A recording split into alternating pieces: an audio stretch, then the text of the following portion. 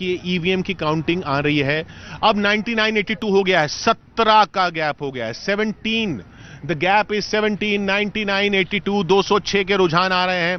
अभी ईवीएम की काउंटिंग और इसमें जुड़ रही है। 206 के रुझान 224 में से 100 बीजेपी 100 पर पहुंच गई है। यह शुरुआती रुझान है, लेकिन फिर भी 16 का गैप है। 209 सीटों में 100 सीटों पर बीजेपी, 100 पर बीजेपी पहुंच गई है। 3 फिगर्स पर बीजेपी पहुंच गई है। 100 सीटों पर बीजेपी आगे, 84 पर कांग्रेस आगे, जेडीएस 23 पर आगे। बेल्लारी की 2 सीटें हैं, रूरल और सिटी, दोनों में ही बीजेपी पीछे चल रही है। एक में आईएनसी यानी कि कांग्रेस के नागेंद्र आगे चल रहे हैं, तो दूसरे में कल्याण राज जो पार्टी है केआरपीपी वो लीड कर रही है। बीजेपी केआरपीपी जो बेल्लारी बंधुओं की पार्टी है, जो रेड्डी बंधुओं की पार्टी है, बेल्लारी वो लीड कर रही है, लेकिन दोनों सीटों पर बीजेपी पीछे चल रही है। दोनों सीटों पर बीजेपी चल रही है, बेल्लारी पीछे चल रही है। बेल्लारी की सीटें, बेल्लारी में रेड्डी बंधुओं का दबदबा बताया जाता है, इसलिए उन्होंने वो कांग्रेस में भी थे, बीजेपी में भी थे। अब उन्होंने अपनी पार्टी बना ली है केआरपीपी, और वो केआरपीपी आगे चल रही है और बीजेपी उन सीटों पर पीछे चल रही है। बीजेपी इस वक्त 100 सीटों पर आगे चल रही है, कांग्रेस 84 सीटों पर आगे चल रही है।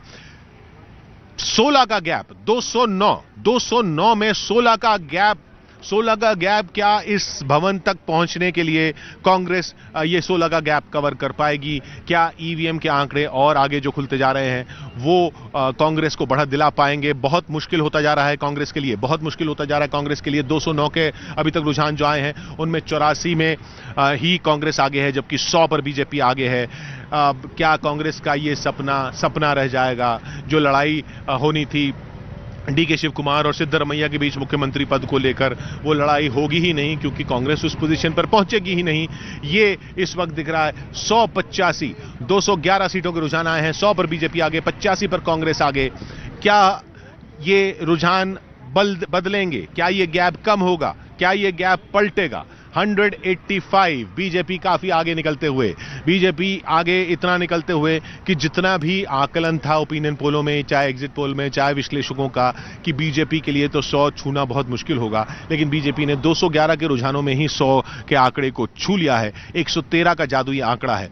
इस वक्त 13 सीटों के और रुझान आने बाकी हैं। 211 के रुझान आए हैं 224 में, 13 सीटों के रुझान आने बाकी हैं। बीजेपी 100 पर पहुंच गई है, 113 सीटों के ही उन्हें और बढ़त चाहिए रुझानों में, इन शुरुआती रुझानों में जादुई आंकड़े को छूने के लिए। क्या वो 13 के 13 अगर रुझान बीजेपी के पक्ष में आते हैं तो बीजेपी पहुंच सकेगी उस 113 के आंकड़े पर? वो देखना होगा। लेकिन अभी भी इसमें बहुत कुछ पलट सकता है, क्योंकि याद रखिए 23 सीटें ऐसी हैं जो कांग्रेस के पक्ष में थी, वो बीजेपी छीन रही है इस बार। लेकिन 27 सीटें ऐसी हैं जो बीजेपी की थी, वो कांग्रेस छीन रही है इस बार। और कांग्रेस जेडीएस से भी 8 सीटें छीन रही है। तो कांग्रेस जेडीएस से भी 8 सीटें छीन रही है, बीजेपी से भी 27 सीटें छीन रही है, तो फिर कांग्रेस पिछड़ क्यों रही है, ये देखना होगा। बीजेपी का अब 99 हो गया, अब गैप जो है 11 का हो गया। 16 का गैप था, 15 का गैप था, 14 का गैप था, अब 11 का गैप हो गया है। अब कांग्रेस कांग्रेस जो है क्या ये वापस आ पाएगी इस रेस में? 212 के रुझान आ रहे हैं, 212 के रुझान आ रहे हैं 224 में से। 99, 88, 23 मानव। उडुपी में 5 सीटें हैं, 5 में से देखिए बड़ी बात है कि बीजेपी ने यहाँ पर अपने सारे चेहरे बदले थे, सिर्फ एक मंत्री का चेहरा नहीं बदला था, जो मंत्री हैं अभी सुनील कुमार, उनका चेहरा नहीं बदला। लेकिन चेहरे बदलने के बाद भी बीजेपी 4 सीटों पर पीछे चल रही है, कांग्रेस आगे चल रही है उडुपी के अंदर।